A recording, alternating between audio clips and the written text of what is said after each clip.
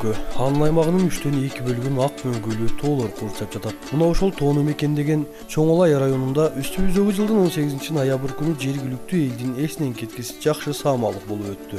Кыргыздар деги эле мусулман дининде жол салган, көпүрө салган аркы жээк менен берки жээкти байланыштырган бул чоң сооп иш болуп саналат. Бул иреттагы мындай соопчулук ишти элим жерим деп күйгөн кыргыздын мекенчил уулдарынын бири Алмамбет Анапияев аткарды. Чоңолай районундагы Жекенди айылдык аймагы деңиз деңгээлинен 2300–2500 метр бийиктикте жайгашып, чыгыштан Чоңолай айыл округу, батыштан Тажикстан Республикасынын Жергетал району менен чектешет. Анын курамына Карамык, Жекенди, Каратейит, Чулук, Шибе айылдары кирет. Аталган айылдарда карапайым эл негизинен мал чарбачылыгы менен күн кечиришкендиги үчүн малчыларга жайыттын жетишсиздиги ыңгайсыздыктарды жаратып келген. Кыргызстанга тийиштүү болгон 30 000 гектарга чукул жайытты Кызыл Суу дарыясы бөлүп өтүп, жайытка өтүү мүмкүн болбой калган.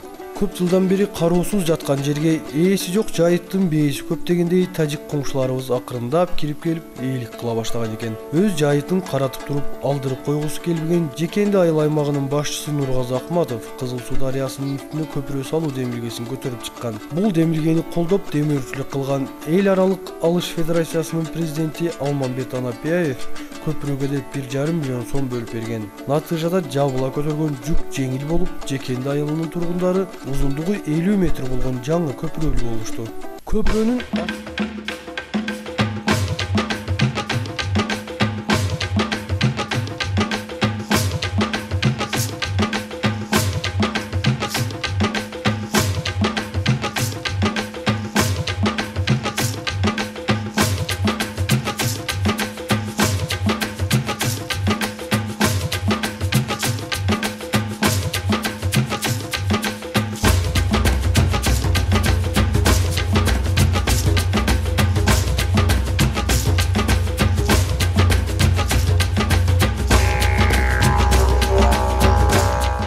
биздин Жекенди аймагындагы ушул бүгүн жалпы эле мындай айтканда Чоңолай районунун эли үчүн өзгөчө бир майрам.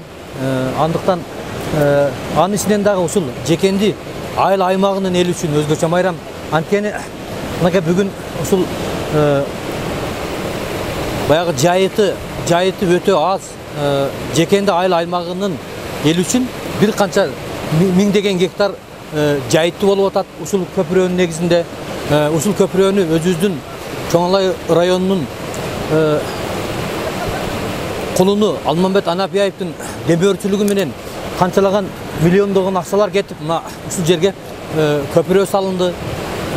Албетте бул биздин эл үчүн жасаган камкордугу үчүн жалпы ушул жерде келген Жекенди айыл аймагынын элинин, ошондой эле жалпы эле ушул Чоңолай районунун элинин Алмамбетке өтө ыраазычылыгы көп. Мынакей ушул жерге келген аксакалдар, ушул жерге келген жаштардын бардыгы Алмамбетке узун өмүр тилеп, ден соолук тилеп, батасын берип атышат. Кудай кааласа биз Алмамбет мырзадан мындан кийин дагы бошогон ушул эл үчүн дагы көптөгөн кызматтарды кылат. Элге ушундай жакшылык, сооп иштерди көп жасайт деген тилектебиз.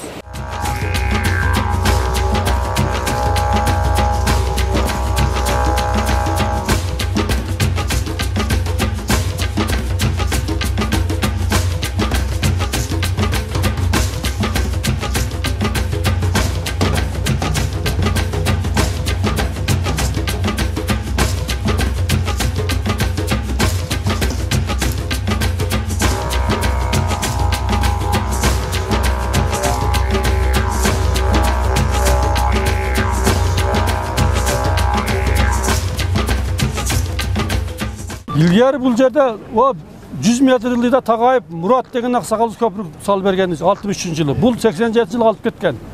Ondan кийин бул көпүрө жок, эл көпүрө салабыз деп 2 жолу аракет кылып болбой калды.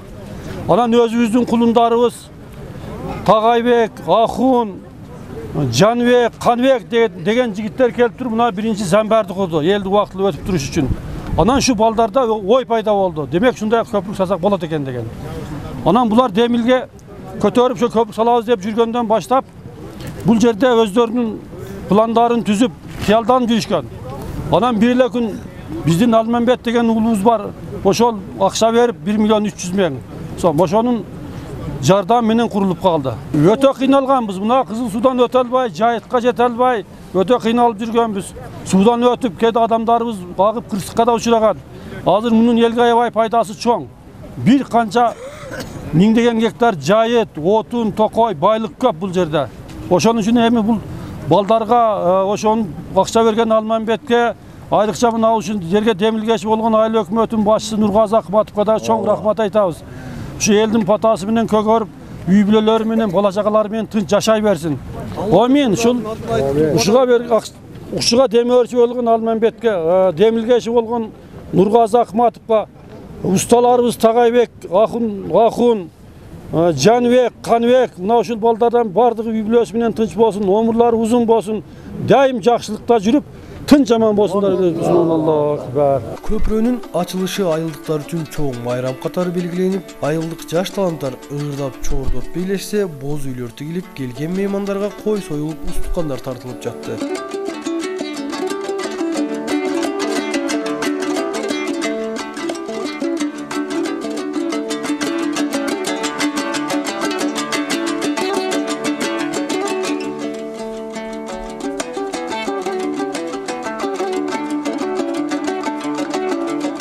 Мына эми биздин Чоңалай районунда акыркы күндөрү ушундай бир майрамдар, көпүрөлөрдүн ачылышы, мечиттердин ачылышы, мектептердин ачылышы өтө көп болуп атат. Бул нерсенин бардыгына биздин жеке ишкер, биздин атуулубуз катары Алыш Федерациясынын, бүткүл дүйнөлүк федерациясынын президенти Алмамбет Анапияев деген биздин атуулубуз бар, ошол көптөн көп жардам берип жүрөт. Ошонун менен бирге сөз кезегине чыккан айылдык активисттердин баары бир ооздон Алмамбет мырзанын амандыгын тилеп, ыраазычылыктарын айтып жатышты. Бизге демөөрчү болгон Анапияевтердин үй бүлөсүнө, Алмамбеттин өзүнө чоң ыраазычылык билдиребиз. Ар дайым аман болсун деп айтмакчыбыз. Биринчи кезекте ошо демөөрчүлүк кылган Алмамбетибизге рахмат айланайын, ошол өмүрү uzun болсун. İşte ravaç versin, үй бүлөсү тууганлыгы менен ар дайым тынч болсун. Алмамбет инибиз кайсы жерде болбосун ушундай дасторкону жайылып жүрө берсин. 50 жыл 60 жылдан бeri tek жатка жерге алып келип, майрам тойду өткөзгөн биздин биринчи берилген акчаны чачпак төкпөй иштеткен, ишти жыйынтыйга чыгарган Нургазы үкөбүзгө birinci жолу 10 münde pata verip koyunuzlar, kolunuzları öde kötörüp. Allahu Ekber. İkinci, şularda işe salgan, çöntegedeki akçasını ayabay el üçün, elge hizmet kılıp bergen Almambet ülkemizdin, uğlubuzdun, tuğan uruğuğa, özüge bergen akçası atası menen enesinin arvayga kabul kılsın, özüge kelecekten belaya dep olsun. 10 münde bu kadar pata verdinizler. Amin, Allahu Ekber. Ушул көпүрөнүн курулушунун негизги себепкери болгон дагы бир Чоңалайдын чыган уулу Жекенди айыл аймагынын башчысы Нургазы Акматов өз сөзүндө төмөнкүлөргө токтолуп өттү. Мына батырыбыз десек да болот. Ошол Алмамбет Анапияев бизге эң жакындан жардам берип, биздин Жекенди айыл өкмөтү эмес, Чоңалай району боюнча бир жакшы жардамдар берип келет. Бечараларга көмүрлөрүн түшүрүп берет, мечиттерге берет. Андан сырткары быйылгы жылы мугалимдер күнүнө дагы мыкты мугалимдерди топтоп, ошолорго жакшы чайын берип, сый тамактарын берип, белектерин тапшырды. Кечээ күнү аксакалдардын карыялар күнүнө карата анда да ошондой сый тамактарын берип, белектерин тапшырышты. Мына жакындан жардам берип келет. Биз мына алган өзүнүн кеңсебиз жана айыл өкмөтүнүн конторасына дагы былтыркы жылы ошо марафон кылып алганыбызда 500 000 жакындан жардам берген. Андан сырткары быйыл кече мына ачылышы болду. Ошол чоң көпүрөбүзгө дагы бүт бардык материалдарын, акча каражатын толук ошол биздин батырыбыз чечип берди. Бүгүнкү күндө мына 26 жылдан бери жок жерге көпүрөбүз түшүп, элдин кубанышы койнуна батпай турган кез бүгүнкү күндө. Себеби ал жерде жол деген өзүнчө чоң бир объекти, жашына олтуруп жол бүттү. Союз мезгилде да мындай жолдор салынган эмес. Андан кийин мына көпүрөбүздүн узундугу 50 метрлик көпүрө салынып, бүгүнкү күндө элге кызматка берилди иштөөгө. Мындай көпүрө бул тарыхта болгон эмес. Бул Чоңалайдын тарыхындагы кайталангыс бир окуялардан болуп калды. мандатына манчыргап мансабына ишенген айрым кыргыз чиновниктерине салыштырмалуу. Бул Алмамбет мырзанын эл үчүн кылган мындай иштери анын чыныгы кыргыз патриоту экендигин ачык айкын айгинелеп турат. Демек кыргыз элине чын дилинен кызмат кылам деген адамга эч кандай кызматтын да, бийликтин да, саясаттын да кереги жок тура. Жүрөгүндө жалыны бар кыргыз уулу кайда болбосун кыргыз үчүн күйүп жанып элине кызмат кылса болот экен го деп ойлонуп да калат экенсиң.